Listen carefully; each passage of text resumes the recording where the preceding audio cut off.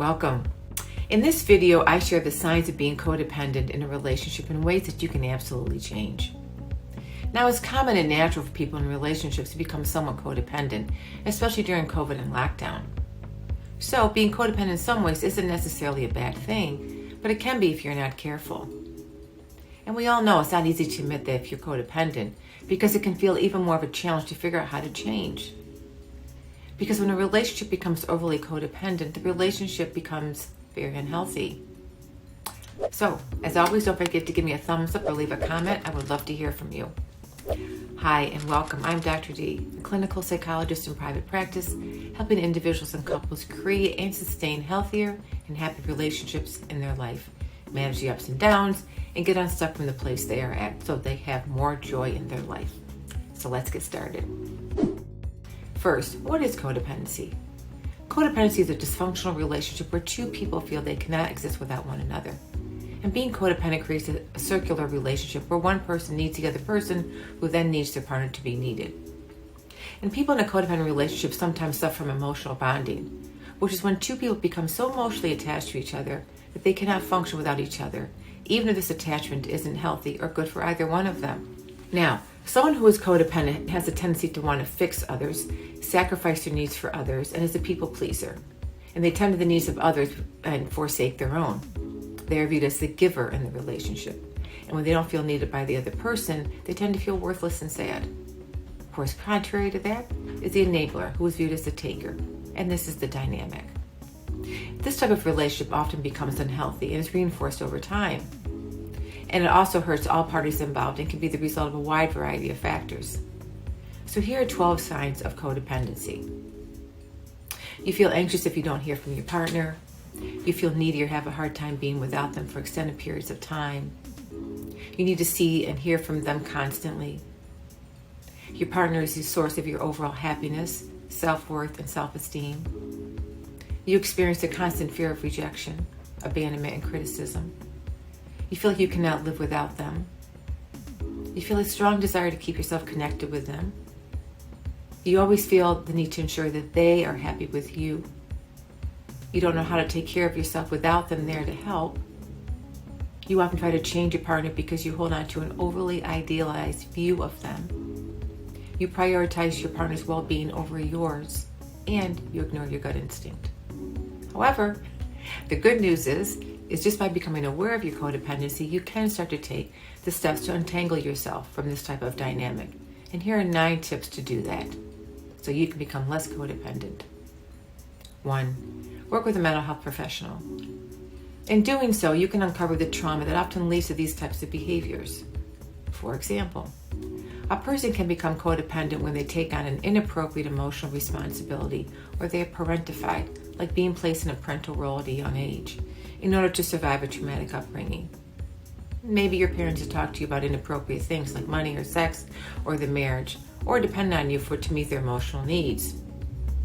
Now, of course, if this happened to you, then you'll begin to neglect and forsake your needs for the sake of your parent. And unfortunately, this becomes a learned behavior that on the one hand helped you to survive your childhood, but sets you up to struggle to maintain healthy relationships and boundaries as an adult.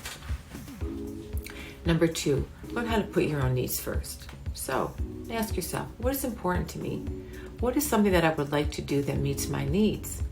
Now, these are important questions because when a person becomes codependent, they can easily lose their sense of self, like who they are and what they want. So it's important to be selfish at times. And find these times so that you can honor your needs and wants. 3, practice self-care. Now, self-care can be anything you want it to be that nurtures you physically, emotionally, and mentally in healthy ways. This could be taking a bath or going for a run. It could also mean meeting with friends or participating in hobbies that bring joy into your life. Writing, journaling, reading, just about any activity or hobby without your partner. Self-care also means learn how to value yourself and find and honor your own needs. And journaling is a great way to show self-love in ways that you can affirm yourself. Number 4, communicate with your partner. Talk to your partner about some of the challenges you're experiencing and how you have noticed the pattern between both of you. And also take the time to share how difficult it can be for you to put yourself first. Another important thing to share is that if you are asked to do something tonight or another time and you're not able, then say you are not able at this time rather than giving an excuse. And communicate with them also means sharing with them the roots of your codependency and your desire to change. Healthier communication helps you become more confident so you can use your voice and make necessary changes. Number 5, identify the patterns in your life. And think about the patterns. Ask, am I this way in other relationships or in previous romantic relationships? This might be a time to do the relationship inventory to figure out your patterns. And doing that inventory is very important so that you can see the patterns that have been laid out that reinforce your codependency tendencies. Number 6, read about codependency. And becoming aware is the first step, and then take the next step to read about codependency as a way to educate yourself and become more knowledgeable. And this will also help you change, because reading about codependency will also help you to read about trauma and your attachment style and all the information that's relative to that, because it's so important. 7, set healthy boundaries for yourself. Setting boundaries for yourself helps you become less of a people pleaser, saying yes to no to things that you do or don't want to do. And if you say no, stick to it. It's important not to become too dependent upon others for happiness or validation. And if you're someone who says yes often, then when you start to say no, it can and often create some problems because you're changing things and recognizing what's best for you. So you might get some pushback. But over time, saying no will become easier and you will feel better for doing it. Relationships without boundaries become dysfunctional and difficult to manage. That's why healthy boundaries are there for a reason. 8, practice mindfulness. Mindfulness is about giving yourself permission to feel what you feel. It's self-approval. You're saying to yourself that you accept how you feel and you don't pass judgment on yourself, whatever your feelings are.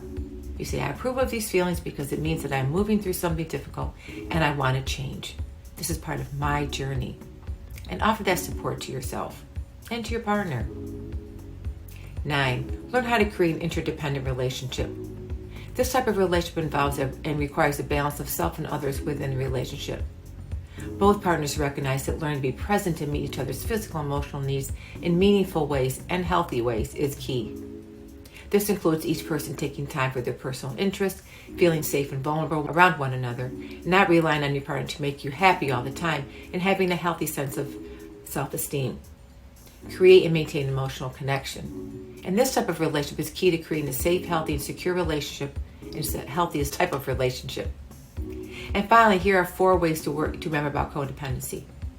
Codependent people often feel they have no control over their lives or their happiness, as they see their own happiness as being dependent on someone else. But that's simply not true.